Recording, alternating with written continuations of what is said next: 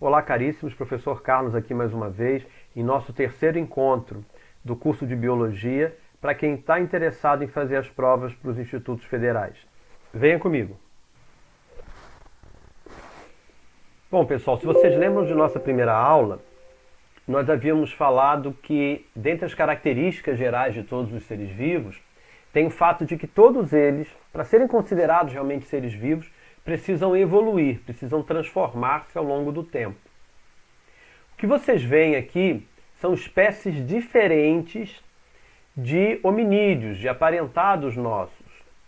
Nós somos o Homo sapiens, essa espécie que está aqui à esquerda.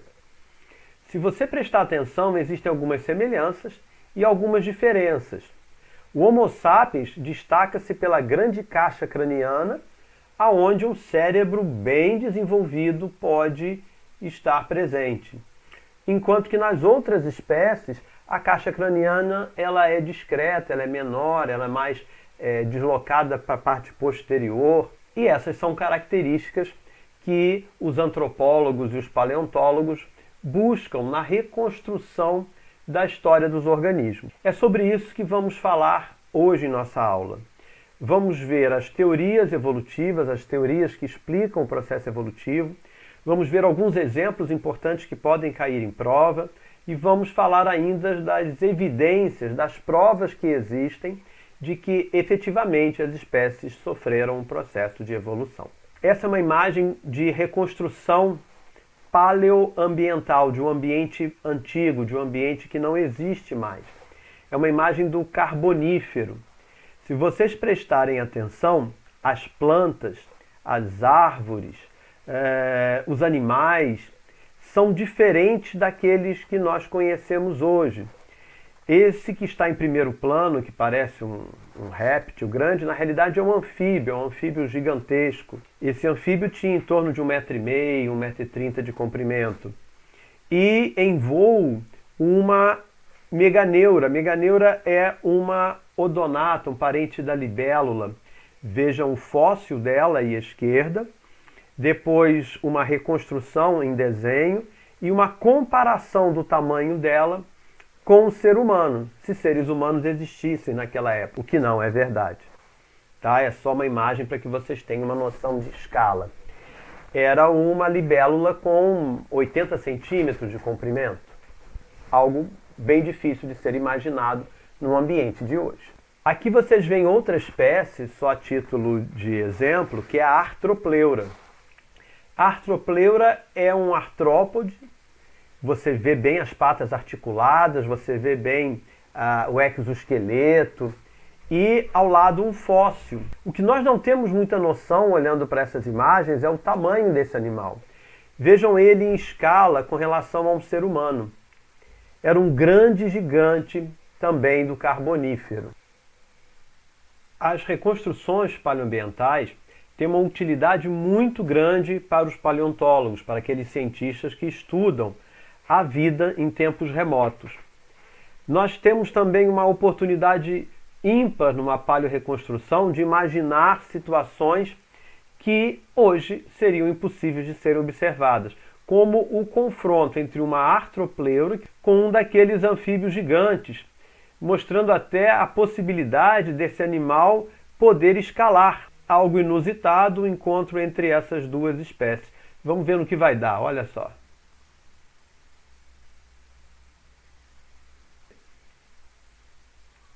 Vocês devem estar se perguntando como que o tempo é contado dentro de uma escala tão longa quanto a escala de evolução dos seres vivos. Esse tempo é chamado de tempo geológico. Eu coloquei aqui como uma imagem Cronos, que é o deus grego do tempo, né? Essa imagem é bastante interessante porque o tempo devora todos nós, inclusive seu próprio filho. Essa é uma imagem representando Cronos devorando seu filho. Cronos, na mitologia romana, é Saturno. O tempo geológico ele é dividido em éons, eras, períodos e épocas. O tempo mais antigo está embaixo e o mais recente está em cima.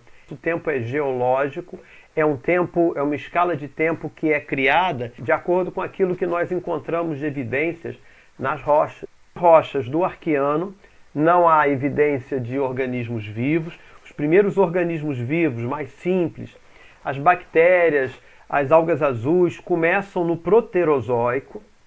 E vejam que o Arqueano começa em 4 bilhões e 500 milhões de anos e vai até 2 bilhões e 500 milhões de anos.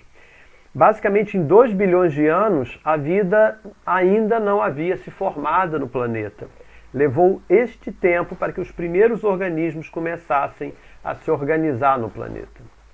Depois, praticamente mais 2 bilhões de anos para que surgisse uma fauna exuberante, é chamada de fauna do Cambriano, que marca aqui o início da Era Paleozoica. Paleo quer dizer antigo, então é a vida antiga, que tem os seguintes períodos: Cambriano, Ordoviciano, Siluriano, Devoniano, Carbonífero, aquela imagem que a gente fez ainda há pouco, aqueles organismos que a gente olhou como introdução, são organismos do Carbonífero. Depois temos o Permiano e entramos na Era Mesozoica. A Era Mesozoica é conhecida como a Era dos Dinossauros. Os dinossauros mais primitivos aqui no Triássico, aqueles mais desenvolvidos, e no Cretáceo começam a surgir aves e mamíferos, bem primitivos, bem rudimentares. E a Era Cenozoica, que é a que nós estamos dentro dela hoje, estamos dentro da Era Cenozoica. O período em que nós vivemos hoje é o Quaternário. Antes dele existia o Terciário, dividido em Neógeno e Paleógeno, com as suas épocas: Paleoceno, Eoceno, Oligoceno, Mioceno e Plioceno. O Quaternário, que é o que nós estamos vivendo hoje, inclui o Pleistoceno, a época pleistocênica, e o Holoceno, que é o momento atual em que nós vivemos. Só para que vocês tenham uma ideia geral de como é contado e como é distribuído o tempo geológico, não é um assunto fundamental para a prova de vocês, porém nos ajuda muito a entender essa questão da evolução. Agora vamos ver as evidências evolutivas. Aquelas provas que existem e que nos mostram de forma contundente que a evolução ocorreu. Dentre elas temos os fósseis, os órgãos vestigiais, temos evidências moleculares relacionadas à evolução, evidências celulares e analogias e homologias entre organismos. Vamos falar desses itens. Fósseis são restos de organismos vivos mineralizados. Quando você olha um fóssil em um museu ou numa imagem, não são ossos, mas os ossos serviram de base, de molde, para que surgisse um processo de cristalização mineral e ocupasse esse espaço que anteriormente era ocupado por matéria biológica. Obviamente, os tecidos mais duros, ossos, escamas, chifres, são mais bem preservados do que tecidos moles, como órgãos internos, pele. O que vocês veem na tela é um fóssil de um plesiosauro. Seria algo equivalente ao que hoje a gente conhece como o monstro do Lago Ness. Aqui vocês veem um camelídeo, algo semelhante a uma lhama. Trilobitas, ancestrais dos artrópodes. Percebam que são rochas. O que eu tenho aqui é a impressão, é a modelagem do organismo vivo. Temos aqui fósseis vegetais, um tronco vegetal. Esse tronco é mineralizado. Se você tocar nele, se você estiver perto, você percebe que não é mais um tecido vegetal, e sim uma estrutura mineralizada, aonde antes foi um tronco vegetal. E mais à esquerda, um fóssil de uma folha, de uma região de folha com seus folíolos. O estudo dos fósseis não deixa dúvida de que algo existiu anteriormente e esse algo era diferente daquilo que existe hoje. Professor, então como é que se faz a datação? Como é que eu sei em que momento daquela história geológica é esse fóssil? Isso é feito através de processos de datação. O mais comumente usado é a datação por um carbono radioativo, conhecido como carbono 14. Assunto que mais tarde a gente vai falar. O ápice da reconstrução fóssil é a reconstrução do paleoambiente, a reconstrução das relações ecológicas que existiam entre os organismos. Vejam aqui uma imagem de paleorreconstrução do Cretáceo, o momento em que dinossauros ainda convivem com pequenos mamíferos que estão surgindo e as primeiras aves também, algumas delas ainda sem voar, dando apenas pequenos saltos. Uma reconstrução um pouco mais antiga do Jurássico, onde grandes dinossauros, especialmente aqueles mais queridos pelas pessoas, mais conhecidos, viviam, como aqui o Triceratops em primeiro plano, estão vendo aqui, e alguns alossauros bebendo água em conjunto nesse ambiente. A reconstrução de um paleoambiente, repito, traz uma ideia ecológica, não só saber quais espécies estavam presentes, mas em que momento, em que área, em que ambiente eles viveram e como eles se relacionavam. Os órgãos vestigiais compreendem outra forma de comprovação de que a evolução ocorreu. Chamamos de órgãos vestigiais a vestígios de órgãos que no passado foram desenvolvidos, foram funcionais, tinham alguma ação, e que hoje esses órgãos são pequenos, perderam sua função ou modificaram essa função em relação ao que faziam no passado. Um bom exemplo é o apêndice vermiforme, essa estrutura que está logo no início do intestino grosso, na região do ceco. E no passado esse órgão funcionava como um órgão de digestão de celulose. Era um órgão bem grande, deveria ter em torno de 60 a 80 centímetros de comprimento, aumentando o volume daquilo que nós chamamos de intestino. Outro órgão vestigial é o nosso polegar de nossos pés. Esse polegar, ele no passado tinha uma função prênsil, como vocês podem ver na comparação aqui com um polegar de gorila. O polegar do gorila, ele faz um movimento de pinça em relação aos outros dedos. O nosso polegar, ele hoje é maior como uma herança daquele momento em que o polegar era opositor aos outros dedos, também nos pés. Vejam aqui na imagem a comparação de um pé humano e o pé de outros primatas, sempre com os polegares opositores. O gorila da montanha, que é um gorila já pouco arborícola, que pouco sobe em árvore, já apresenta um polegar menos separado, menos opositor em relação a um gibão, a um chimpanzé, por exemplo. Outro órgão vestigial é a chamada membrana nictitante.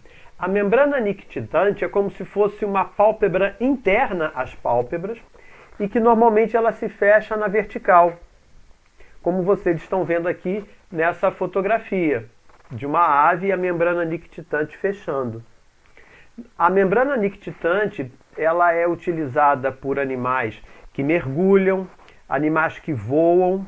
Os que mergulham ganham uma lente, como se fosse uma lente de uma máscara de mergulho, para poderem enxergar melhor dentro da água. Aqueles que voam protegem os olhos com relação ao vento, a partículas que podem estar presentes no ar. Vejam aqui a imagem de um olho também de uma ave, isso aqui é uma galinha, com a membrana nictitante bem exposta. E um olho humano. E o vestígio da membrana nictitante aqui, ó, nós temos um vestígio desse órgão que já foi importante e útil na nossa escala evolutiva. Os nossos ancestrais, lá atrás, bem lá atrás, tinham essa membrana funcional, chamada membrana nictitante. A cintura pélvica em uma baleia. As baleias elas evoluíram de animais terrestres, quadrúpedes, e que tinham cintura pélvica, que tinham quadril.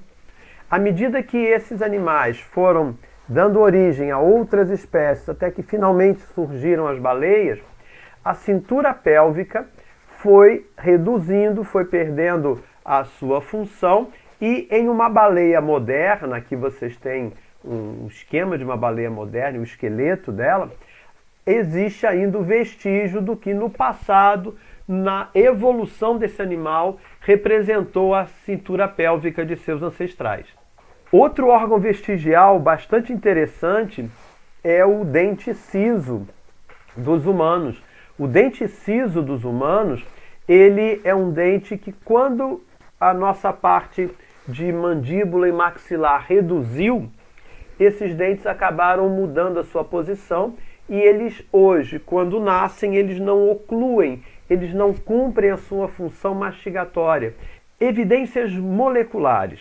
Evidências moleculares, elas falam de substâncias como principalmente DNA, que são as mesmas em todos os seres vivos.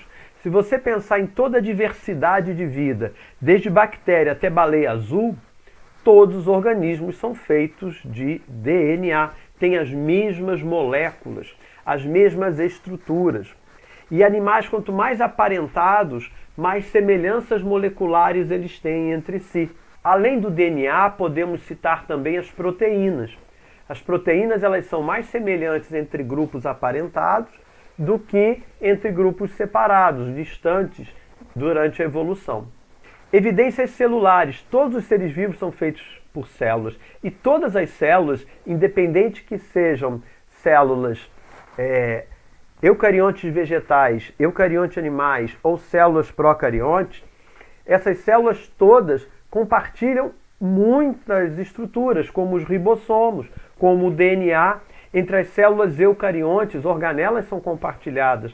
Isso não só em relação aos tipos celulares, mas nos diversos organismos que existem.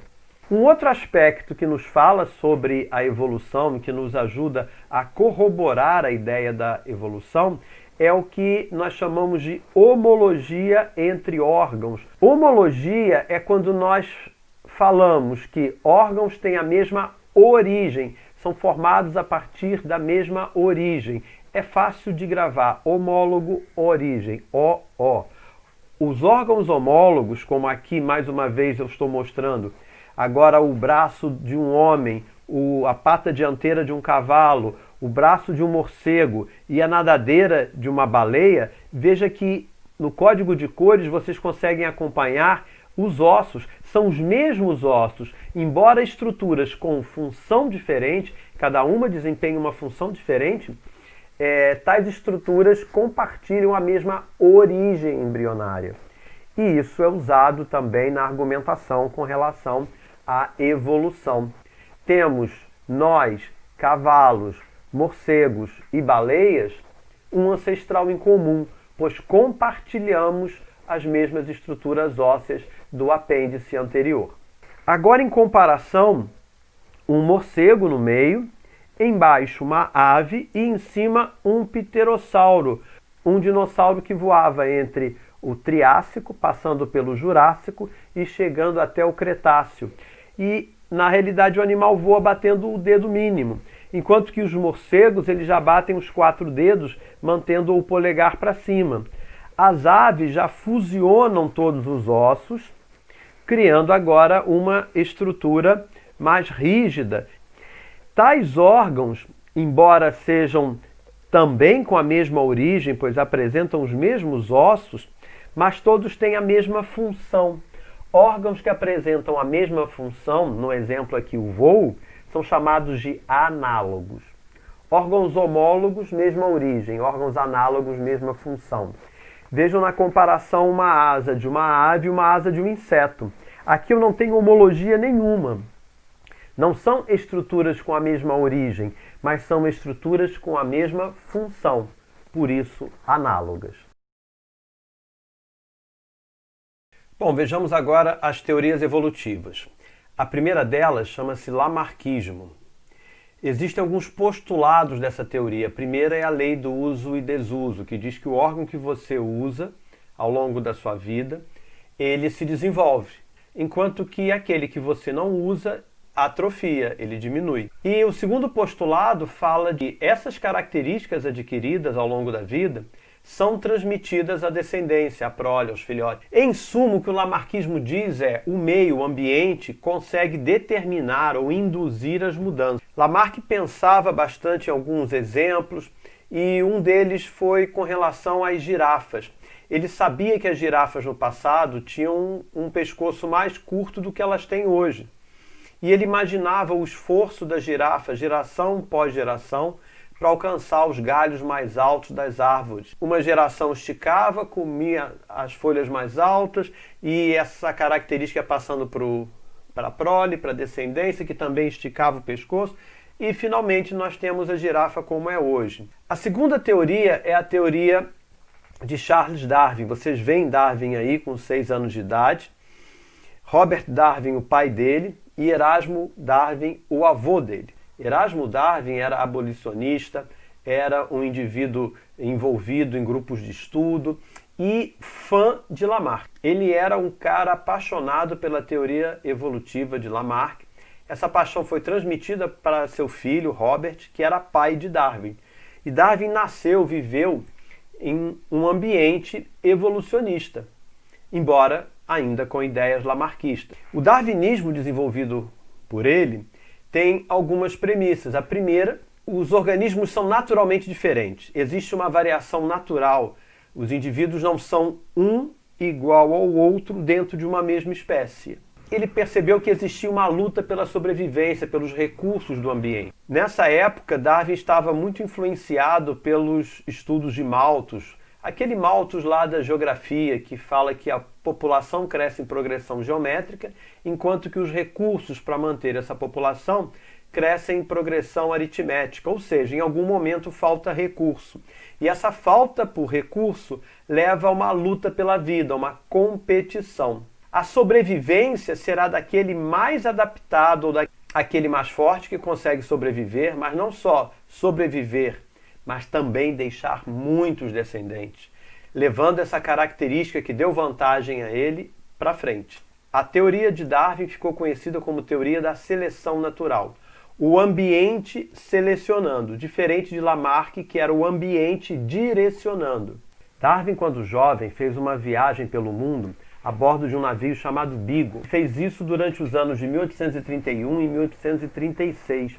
E nessa viagem ele encontrou vários ambientes diferentes, animais e plantas desconhecidos para ele. Especialmente nas Ilhas Galápagos, onde ele viu uma série de espécies animais e vegetais que ele percebeu em cada uma delas a adaptação àquela ilha onde esse animal ou vegetal vivia.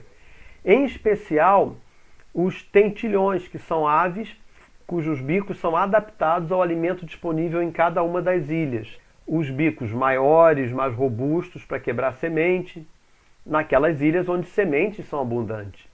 Bicos mais finos, mais alongados, para comer insetos, naquelas ilhas onde insetos são abundantes. E ele percebeu esse processo de adaptação diferenciado em cada ilha, e isso ficou na cabeça dele. Mais velho, ele desenvolveu uma outra teoria que ele chamou de melanismo industrial. As mariposas na cidade onde ele vivia tinham uma coloração variada, como as que estão aqui em cima, desde mais clara até escura. Na imagem que a gente vê no centro, tem duas mariposas, uma escura e uma clara, num tronco de árvore.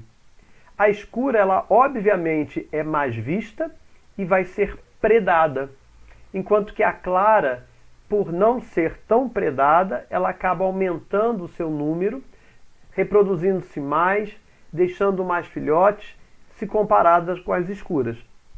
Só que Darwin viveu o momento da Revolução Industrial na Inglaterra, e ele percebeu que com o escurecimento das árvores, pela emissão de carvão, da fuligem do carvão mineral que era utilizado nas indústrias, as árvores passaram a ser escuras e essa proporção entre mariposas escuras e claras se inverteu, porque agora as claras é que ficavam expostas aos predadores. Quem tiver curiosidade em conhecer melhor a vida de Darwin, tem 2 filmes que eu recomendo. Um deles chama-se Criação e o outro chama-se O Desafio de Darwin.